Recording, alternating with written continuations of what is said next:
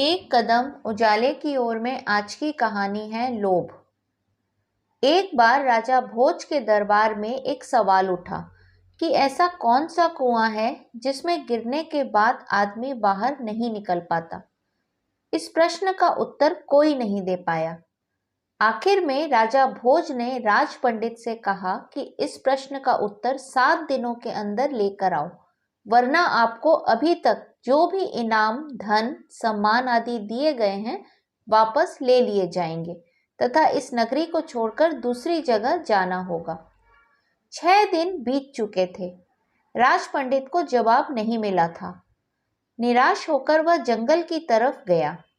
वहां उसकी भेंट एक गडेरिये से हुई। गडेरिये ने पूछा, आप तो राज पंडित हैं, राजा के दुलारे हैं, फिर चेहरे पर इतनी उदासी क्यों? यह गडेरिया मेरा क्या मार्गदर्शन करेगा? सोचकर पंडित ने कुछ नहीं कहा। इस पर गडेरिये ने पुनः उदासी का कारण पूछते हुए कहा, पंडित जी, हम भी सत्संगी हैं, हो सकता है आपके प्रश्न का जवाब मेरे पास हो, अतः निसंकोच कहिए।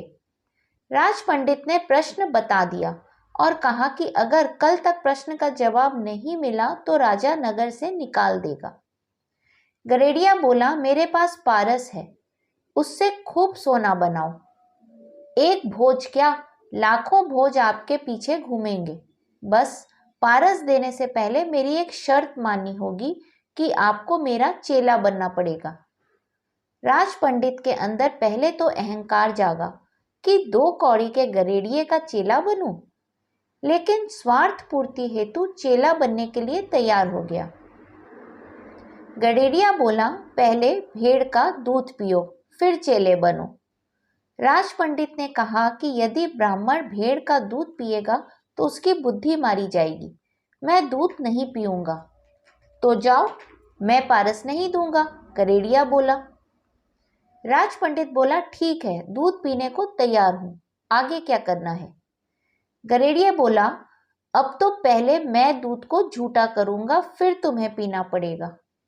राज पंडित ने कहा, तू तो हद करता है, ब्राह्मण को झूठा पिलाएगा?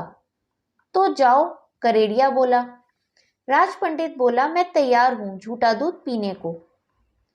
गडेरिया बोला, वह बात गई, अब तो सामने जो मरे हुए इंसान की खोपड़ी का कंकाल पड़ा है उसमें मैं दूध दोहूंगा, उसको झूठा करूंगा, कुत्ते को चटवाऊंगा, फिर तुम्हें पिलाऊंगा, तब मिलेगा पारस, नहीं तो अपना रास्ता लीजिए। राज पंडित ने खूब विचार कर कहा, है तो बड़ा कठिन, लेकिन मैं तैयार हूं। गडेरिया बोला, मिल गया जवाब। यही तो कुआं है लोभ का, तृष्णा का, जिसमें आदमी गिरता जाता है और फिर कभी नहीं निकलता, जैसे कि तुम पारस को पाने के लिए इस लोभ रूपी कुएं में गिरते चले गए। आज राजपुरोहित को नए ज्ञान की प्राप्ति हुई थी, ऐसा ज्ञान जिससे उसकी प्रतिष्ठा, संपत्ति को खोने का डर हमेशा के लिए समाप्त हो गया और उसने उस गडेरिये को गुरु सम मानकर प्रणाम किया और चल दिया राजा भोज के दरबार की ओर उसके प्रश्न का उत्तर देने।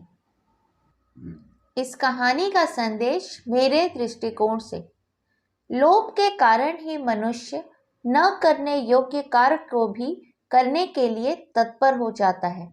अतः इस विकार के प्रति सजगता अत्यंत आवश्यक है। हरि ओम।